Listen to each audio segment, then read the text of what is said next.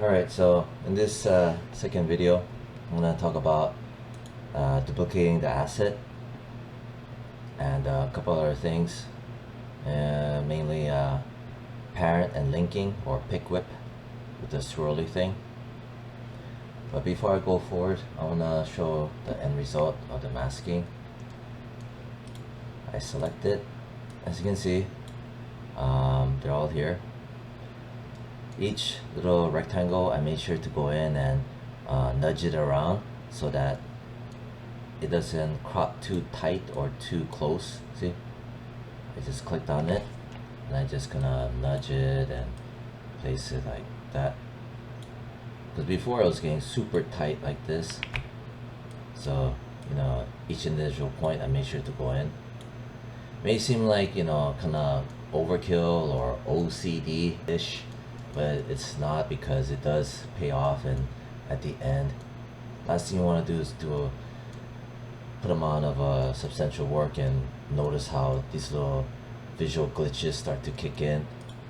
So that's why you want to prevent it ahead of time, because it will come back to haunt you. See, this is basically what I did, because they were super close to the edge, and I just cleaned it all up, especially like here, like that. Alright, so that's a quick overview. I'm gonna center it and do that. I named everything.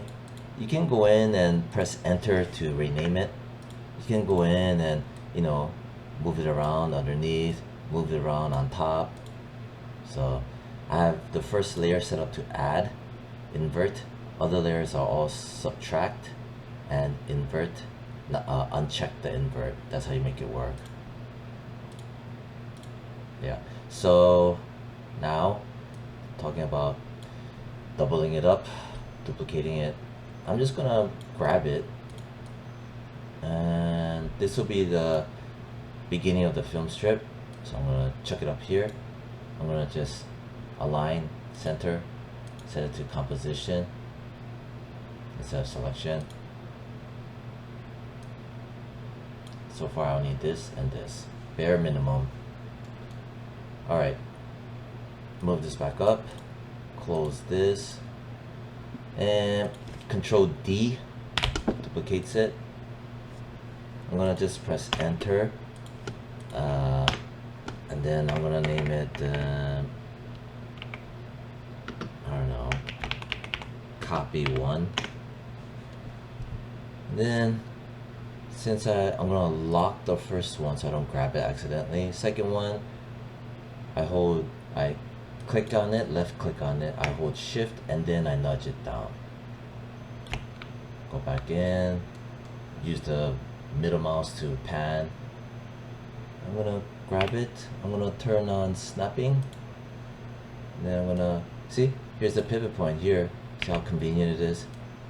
Not in the middle, where you have to grab from the middle and just kind of like guesstimate it. Anyway, whatever, so just snap it there. It's right there. Oof, that's nasty. I did not expect that. Turn off snapping. Grab it. Ooh, shit. Grab it. Left click and hold so I can get a stiff straight up. Set up that. A little bit of micromanaging touch up here. Does that look good? Looks pretty decent, not bad. It'll work. Alright.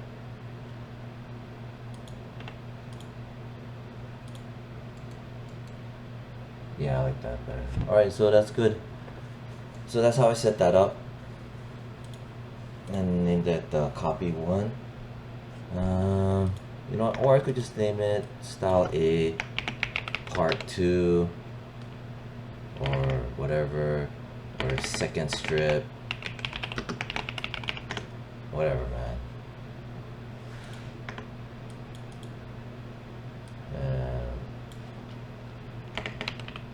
Second strip. Then I want this second strip to follow the first strip. So I'm going to go in here, grab the swirly thing, pick whip, chuck it, aim it at him. There.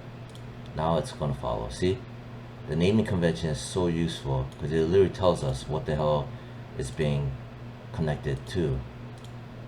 Anyway, so I'm gonna move this. Oh shit. No.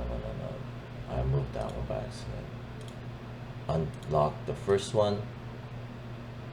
Lock the second one. So I locked the second one because I don't want to move that.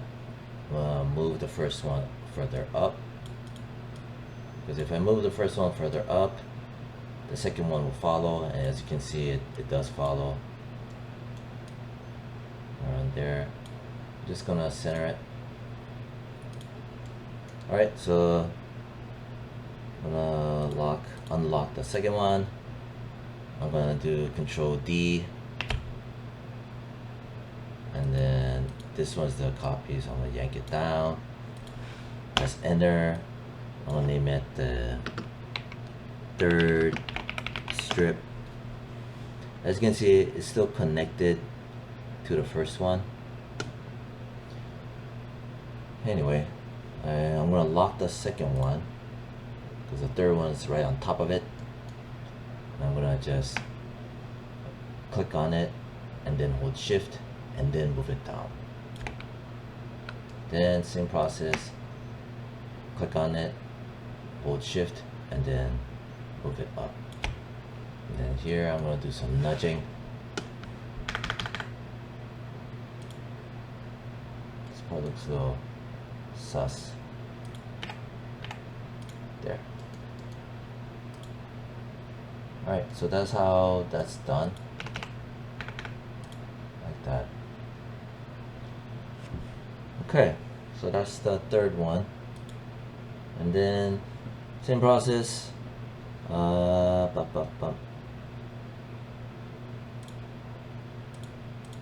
unlock the first one again. I'm just gonna yank up the first one some more, way up to here. Maybe some more. Shit. See what happens? This is where you have to be careful about masking. The mask thing. Because it does that crap. That's why I'm OCD about that. And explaining, she's doing the same shit again. Stop. Frick.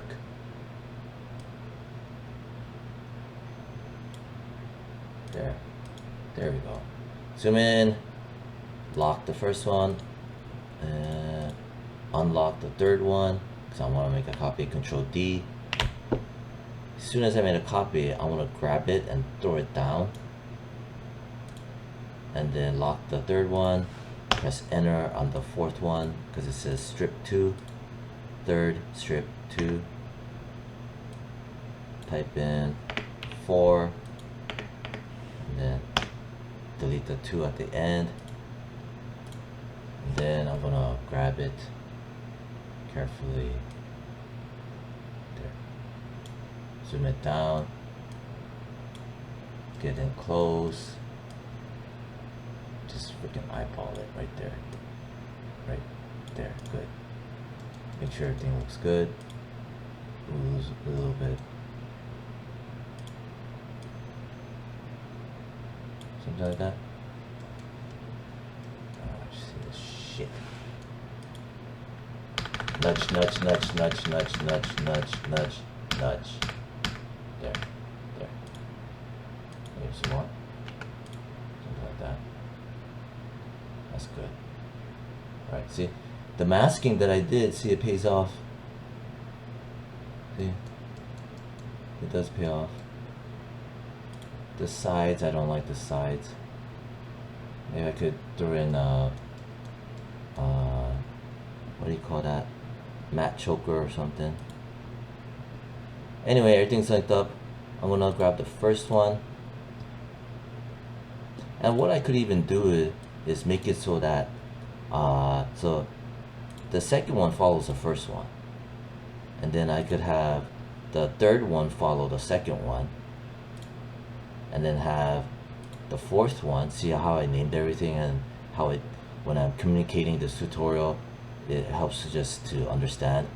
Fourth one, and then the fourth one I'll make it follow the third one. The third one make it follow. Reason why is that if I grab this one right here, you know, I still can make things move. Oh wait, no, see, shit. Never mind, forget that stupid crap. Just make it all freaking one. Don't make it more confusing. Grab the first one, center align it, and then center align it vertically. Boom. Now we're back to square one. Like that. Okay. And then if I want, I could make a null, use that to drive the animation, right? And I can lock these out so I don't accidentally move it. So why not? It'll be a good review. New, null, press enter. I'm going to delete one on it, keep the null there.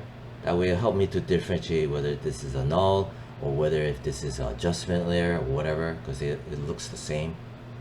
Null, and then film strip controller there. And then again, good review where you turn on the move anchor point. Here it is, right? Don't worry about this. This is just a visual placeholder. I'm gonna grab the null, right? That's the anchor point for it. I'm gonna turn on the snapping. I'm gonna grab it and snap it up there. Exactly where the movement for the first one I placed. I'm gonna put the null up there. It's the anchor point. And then this thing is, I'm gonna press V to get out of it, to get out of the move anchor point. This thing right here, the visual representation, I'm gonna crack it open. See if I remember how to do this. Alright, so as you can see, it's over here. It's annoying, I want it to be up here. So I have it selected, the null. I'm gonna go into anchor point and X, Y. Y is the up and down. I'm gonna pull the slider, pull the slider. I'm not gonna grab it, because if you grab it, it's gonna skew and scale instead. So I'm gonna manually go up to here, and then you know what, maybe I'll put it right here in the middle. Now nudge it over so it feels like right there. All nulls should have been set up like this. Ooh, what the hell? Why did it move now? Place it 50 and 50 there, centered. This is how it should look like in the first place, instead of being at the corner, bottom corner like this. It's weird. Whatever. So there, set up. And then I'm gonna have everything follow the null. So grab this, the original first one, pick whip it to him, and then have everyone pick whip to him instead of the original film strip. There, streamline everything. Then I'm gonna lock out all of these so I don't accidentally individually move them. See, this is what I want to avoid. That's why I grabbed everything, pick whip it to the null, then I can just go and lock out everything so that they don't move. See, keep it safe. Instead, I grab this and I move this bad boy like around here, like that. And then it's all self-contained, named and everything. I can go ahead if I want, unlock everything, grab all of that, holding shift and left click, change the color, I don't know, like yellow. That way it's one set, and then lock out the assets, and then grab just that. Ta-da! Turn off the snapping. This one, alignment, left align, plot. Ooh, shit. No. Whatever. Right there. There you go. And then could do that maybe. Or do that. Zoom in. Hold shift and move it up. Like that. There you go. So that's how you set that up.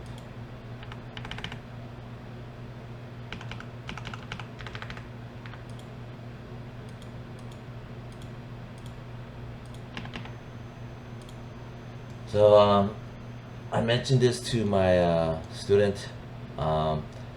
We're talking about help the composition by placing the film strips left and right so that it frames everything better.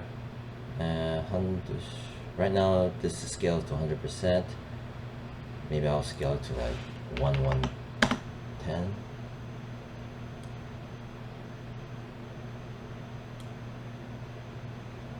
Yeah, 110 should be okay.